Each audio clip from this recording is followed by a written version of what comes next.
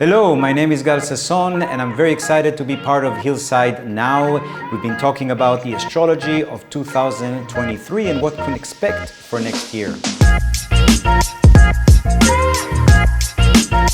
Quite a lot of changes.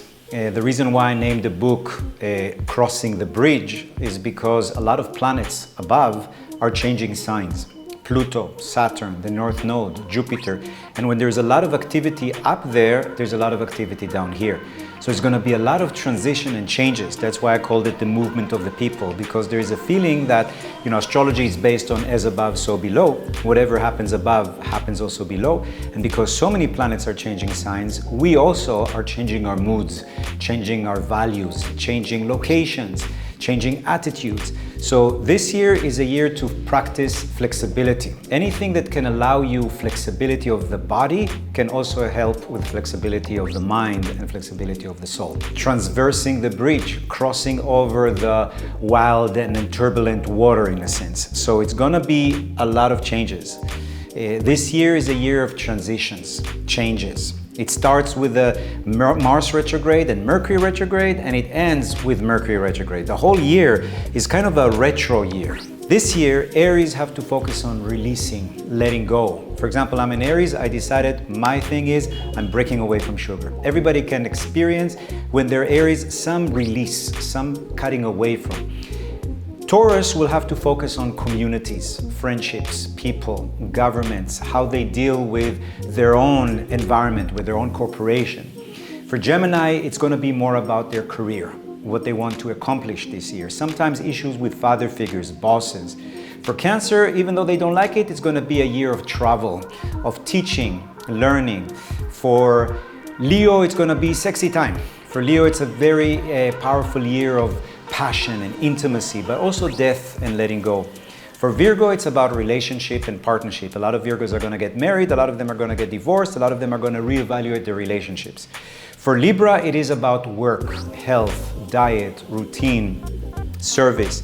For Scorpio, it's about love, happiness, creativity, children. It's a great year for Scorpios to get pregnant.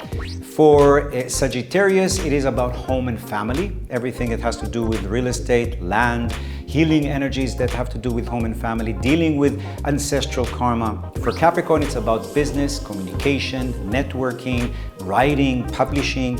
For Aquarius, it's about money, talents, self-worth, their values. And for Pisces, it's about major transition, because Saturn from March 7 is going to move to their tribe for 3 years. So all Pisces are going to go through a big peeling of false energies in order to rediscover who they are. There's a lot of spots that are a little bit more tender. For example, the first few weeks of the year, we have Mars retrograde and Mercury retrograde. So I recommend chilling out until January 20th, not to plan too many things. Between January 20th, or let's say 25 just to be safe, until middle of April is a perfect time where there is no retrogrades, no eclipses, great time to accomplish things, even though it's winter. March is a little bit tough. So March we have Saturn moving into Pisces for the first time in 30 years, and then Pluto moving into Aquarius for the first time in 250 years. So that's a pretty dramatic time. So March is a big time of transitions and changes. Then you have to watch the eclipses, always, April 20th, May 5, October 14, 28. There is also a period that's interesting between July 22nd to September 5 when we have Venus retrograde in Leo. I hope nobody's planning to get married or get engaged at that time. If you do, it would be better to sign the papers before, because Venus retrograde, not a very good time to sign partnership agreements, marriage. There is a time between August 23rd to about September 5, which is also very difficult because we have Venus retrograde and Mercury retrograde. Those, I would say, are the most significant times. Every year I'm trying to experiment, and I have to tell you guys, I swear to God, I write most of it in Lachete next to Izmir. That's where I go to start the book. And the problem starting the book there is that I love the place, I love the area, and it gets me really excited, and then I write too much, and then I said, okay, I wrote too much for Aries, and now I have 12 more signs. That I remember what happened to me in a coffee shop in Lachete. I said, how am I going to do it? That's why it's so thick. But the way the book works and the best way to work with it is, first of all, if you go to my website, cosmicnavigator.com, I created a calendar for free for everybody to download. You download the calendar and it gives you all the dates for free without email or anything that are important this year. So you can download it to your phone, you can download it to your watch if you need to.